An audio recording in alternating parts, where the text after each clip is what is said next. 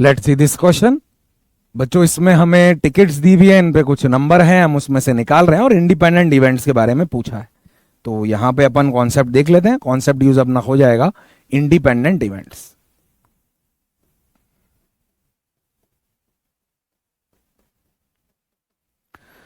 अब बच्चों यहां पे एक सिंपल सी चीज है, अपने को यही देखना है कि हर इवेंट की इंडिविजुअल प्रोबेबिलिटी पहले क्या है। तो पहले पी इवन निकालते हैं। पी इवन का मतलब क्या दिया इन्होंने, पहले ये देखिए। इवन का मतलब है फर्स्ट प्लेस पे हमने पिक किया और अपना क्या आया, 2 आया ना। फर्स्ट प्लेस पे जो डिजिट आई, कोई भी टिकट लिया वो 2 आया। तो बच्चे सैंपल स्पेस तो 4 ही हैं। आप देखिए फेवरेबल केस क्या होगा, जब फर्स्ट प्लेस पे अपने को 2 मिलना चाहिए, तो इसके 2 फेवरेबल केस हो जाएंगे ना। अब देखो टिकट थर्ड और फोर्थ, तो 1/2 हो गया।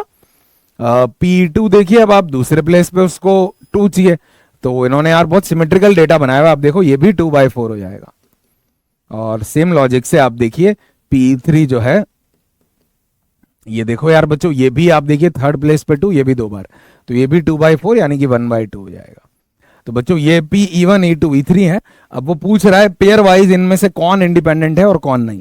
तो बच्चों आपको पता है पेयर वाइज इंडिपेंडेंसी अपन ऐसे ही निकालेंगे, E1 इंटरसेक्शन E2, चेक करेंगे E1 E2 के बराबर हारी है या नहीं।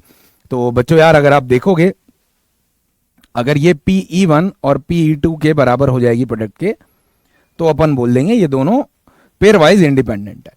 तो Pe1 Pe2 बोल दिया बच्चे अपन ने। अब चेक कर लेते हैं यार अपन, ये आ रहा है या नहीं, है ना। तो आप अगर देखोगे P1 P2 तो 1/2 है ही है, यानी कि 1/4।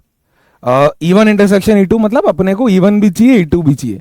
तो बच्चों अगर आप देखोगे E1 और E2 मतलब फर्स्ट प्लेस पे भी अपने को 2 चाहिए और सेकंड प्लेस पे भी अपने को 2 चाहिए। तो ऐसा सिर्फ एक ही है 2 2 2, तो इसकी प्रोबेबिलिटी भी 1/4 आएगी। तो आप देखिए ये दोनों इक्वल आ गए हैं, क्योंकि दोनों इक्वल आ गए हैं तो इसका मतलब ये दोनों इवेंट्स जो है इंडिपेंडेंट है। तो ऐसे ही बच्चों आप ऑप्शन बी में भी निकालोगे, सेम ही लॉजिक है, इनका प्रोडक्ट फिर से वही आएगा और फिर से एक ही केस बनेगा जिसमें दोनों 2 है, क्योंकि दोनों 2 के नहीं भी 2 प्लेस पे 2, वो एक ही जगह। तो ए बी सी तीनों अपने यहाँ पे करेक्ट आ जाएंगे, पर अपने को इनकरेक्ट देखना है। तो वैसे तो अब अगर आप थोड़े चालाक हैं तो आपको पता है ऑप्शन डी होगा, क्योंकि पहले 3 सही हैं। पर फिर भी अगर अपन इसको देखें तो E1 E2 E3 इंडिपेंडेंट कब होता है, जब ना सिर्फ ये चीज हो, एक कंडीशन उसमें और लगेगी। P E1 E2 E3 ना, ये तीनों भी अगर अपन लें तो वो बराबर आना चाहिए Pe1 Pe2 और Pe3 के।